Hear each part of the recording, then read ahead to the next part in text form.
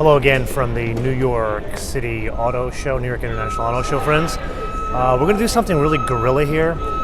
You guys know I don't feature Jaguar Land Rover on the show, but I'm a huge fan of both Ian, Callum, one of the most talented designers on the planet, and Jared McGovern. He came on the show many years ago, and he told us that he flat out said he's not a car guy. He's more into mid-century modern architecture, but the man is an incredibly talented designer. So I've wanted to show you the Range Rover Velar, because I'm going to show you some details. This is going to be kind of quick and dirty because the car that's on the floor, it's like mobbed, and it's in a horrible place. You can't get anywhere near it. Well, take a look. They're setting up for the charity preview out here in the lobby. So I came out here and saw we can guerrilla this thing here, and this guy's got the same idea. We can guerrilla this thing and walk around the car, and look, it's actually going to be moving. Check this out. So this is the Range Rover Velar, which the best way to describe it, in my eyes, it is a GL63S competitor to me, but a much prettier GL63S competitor. And there's a chance we can get thrown out of here by the drayage people because they're setting up like this gentleman here. He's getting in. Can I drive that thing? I don't know. I actually have the license for it in California. Oh, do you? I really do. That's no good in New Jersey, though. Well, we're in New York, so it'll still work. Anyway, I forgot. So we're gonna work around. These guys are setting everything up here, as you can see. This is the closest we're getting to a Velar here. But take a look. We can look back here and see the inside a little bit while they have it open. Sound. Here we go on sound. Okay, here we go again. Take a look at the inside here. This is the rear hatch. Got a good amount of storage there. But notice, remember we talked about from the episode yesterday with the Volvo, do you want form or function? And here's the case where they chose definitely form. And this, I think, is the biggest difference between a Range Rover Sport and the Velar. Now take a look. You really can't tell in pictures, but let me step back. It sits significantly lower. Losing my mic here. It sits significantly lower than a regular Range Rover, but notice they accentuate the grille. The angle is a bit steeper. Actually, not steeper. Excuse me. It lays back a little bit more, that angle, and you can see it if I come down here. Look at how raked that is. Isn't that pretty stunning? But then notice it looks like a Range Rover. All of the design cues are still there, and we've talked about this in many design episodes. How Mini, Porsche, and Range Rover, they have the hardest job as designers because they can't change the general parameters of design. But this is why a guy like Jerry is so talented. Look at what they did. It still looks like a Range Rover. It smacks you in the face as a Range Rover. Yeah, this is definitely a review on the fly because at some point they're going to throw my ass out of here. But I at least wanted to, this is just a design review, I at least wanted to get close to it. Anyway, so let's get back to what they've done. You've got the same sort of floating roof design theme here. You got the line that runs all the way through the belt line of the car. And what they've done instead, notice the proportions have changed.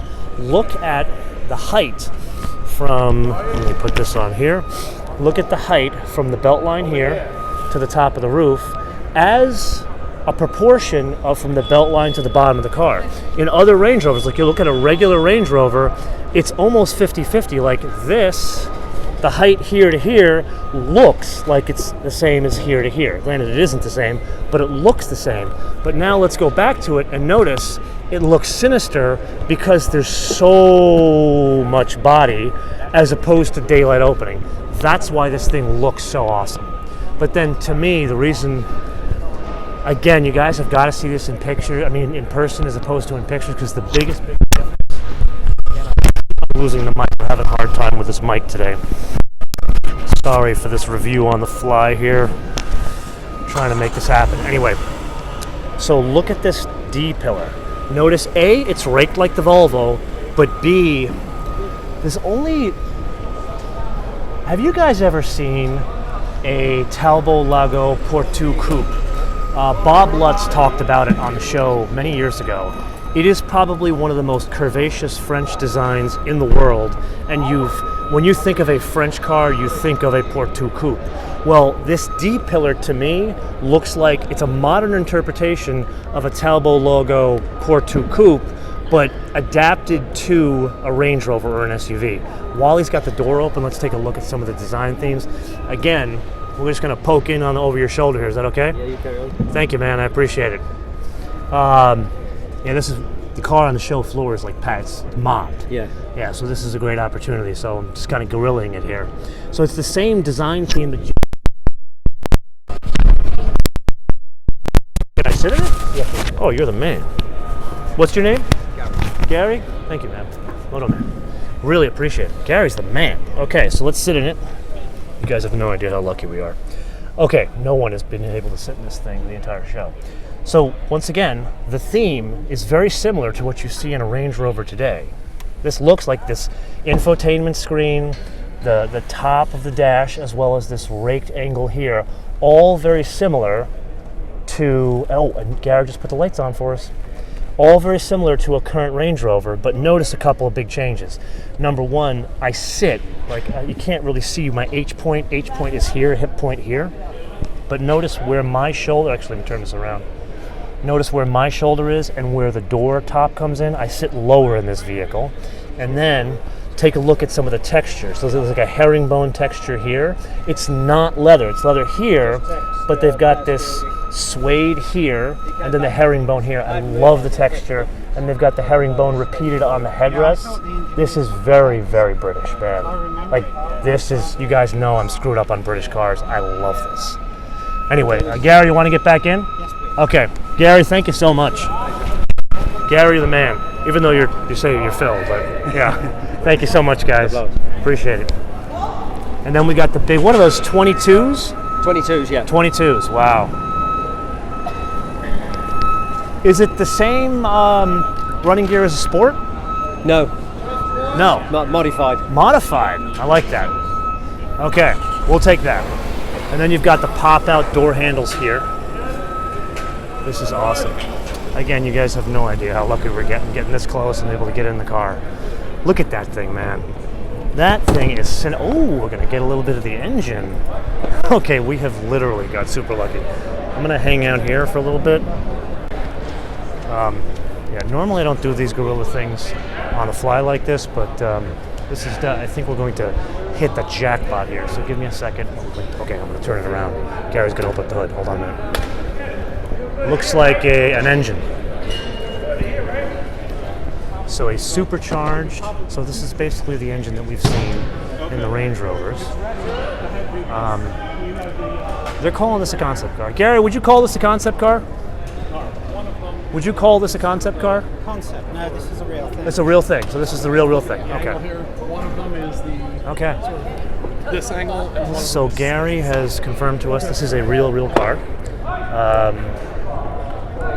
Wow, man, this is really pretty. Let's take a look here. See what we got here. That's the back. You can see again all of the texture themes here repeated. So you've got this, this is the kind of textures you don't see other places. Look at this. So you've got like a high quality door top here, and then almost this like linen, it's not linen, it's, if you saw the Genesis thing, it's almost got that same G matrix texture here, but I don't know what it is. It's not plastic, but it's not like cloth. And then there's like aluminum repeated in here, which comes in from the front of the car, front of the interior, and then this stunning herringbone here with a double stitch here, and then the Meridian speaker grille, really, and you can see the Union Jack repeated throughout the grille. Oh my God, this is really something else. Okay, I know I'm letting my British nerd just completely fall out here, but you guys know I'm a British car freak, and you're seeing a little bit behind the scenes of me too. So it's got the panoramic sunroof, which most Range Rovers have. Really like that Ford did that in the Navigator with the panoramic sunroofs. Okay, I think I'm going to finish nerding out here. So let's do this. Is the interior light on? Don't go by the interior lights. The interior lights. The question was, is the interior lights on both sides? Don't go by what you see in this. That the lights are in there only for the auto show. It has nothing to do with the car itself. We just have the normal lights that you would see on like a Range Rover. Anyway, this was an unusually good opportunity. We really, thanks to this man here, Gary, can't thank you enough. Thank you. Yeah, I really appreciate you opening the hood and everything and showing for us. I won't tell Stuart. All right. Okay. Anyway, so there's the Range Rover Velar. It was a very quick look. Thanks for joining me on this. I'm going to leave you with a question. The question is, what do you think, man? What do you like? What you don't like? I know I'm ridiculously biased here. I mean, this is, and I'm not a huge Range Rover guy, but that's pretty cool looking. What do you like? What do you don't like? And you know what? Let's add something else. Would you change anything about that design? What do you like? What you don't like? What you like, what you don't like, and what you would change. Let me know in the comments below or via our social media, MotoManTV all one word, MotoManTV all one word, Facebook, Twitter, and Instagram. And with that, I want to leave you with two things. Click subscribe and notifications because YouTube is stupid and has completely screwed up the subscription module. And number two, I'm going to leave you with a fun fact. And the fun fact is I'm going to try, while Gary drives the car into place, they're setting it up for the charity preview here. Oh, I'm about to get killed by the cherry picker here too. Anyway, this is interesting doing this with all this construction in the background. I'm trying, I don't know if you guys can see down there, that's the new Buick Enclave. That's what I'm trying to get to right now, but sadly the timing is not good because this is not good. Anyway, I'm trying to get you to the Buick Enclave, but they've got a dealer group that's going through, so it's packed with all Buick and GMC dealers. So if they clear, we're going to go do a walk around of the new Buick Enclave. Hopefully it clears. So I don't know exactly when I'm going to come back to you. So give me maybe anywhere between 15 minutes, 30 minutes. Hopefully I get that today because the show closes at 3 o'clock for us today, so they can do this charity preview, which is where they make all their money on the charity preview. They raise. It's a great thing they do. All the auto shows do it. And if you're a local in a town, yeah, it's a lot of money. It's like $300. But all the money goes to charity, and it's a great way to come see the cars and not with the throngs of people you would see on a regular public day. And let's just watch Gary. Instead of closing up here, I'm going to let you watch Gary put the car in position here. We can see the back end a bit better here. Even the back end has a more lithe feel to it. I'd be interested to get some of the specs. I got to get the specs for you guys because I gotta believe that the overhang in the rear is a little bit more than a regular Range Rover, because look at how much between the rear wheel to the bumper has changed. Very different than in a regular Range Rover. Yeah, whoever said that, yes, I agree. It does look wider than a Sport. But that may be a bit of a trick, and let me show you why it's a trick. Remember what I talked about before of the ratio of the daylight opening to the actual body side? I think the reason why it looks much wider is because the daylight opening is so much shorter. Oh, it's Robin from Hyundai, the man that pays me $1 every time I don't screw up his tires. How are you doing, sir? We're just checking out the Range Rover here. We're grilling it in terms of all of this construction going, like the cherry picker guy. I asked him to let me drive that thing and he wouldn't let me do it. Yeah, because we can't roast tires right here. We can't, but do you realize I have a license to drive those things in California? I believe it. Yeah. Completely. Yeah. So, good to see you. Okay, Robin, take care, man.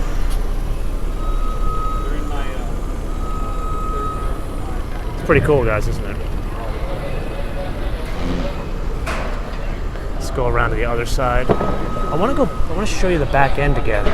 Of course, the typical Range Rover detail here. Gary's chilling in there.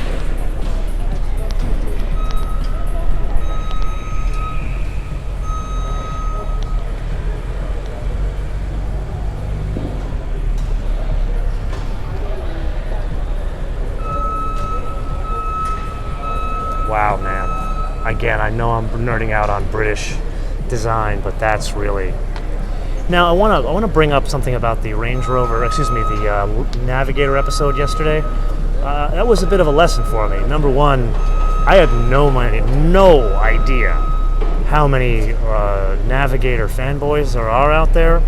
That was my first lesson. And number two, people don't like honesty. I gave a very honest, unbiased review on that car, and people beat the crap out of me saying it was biased.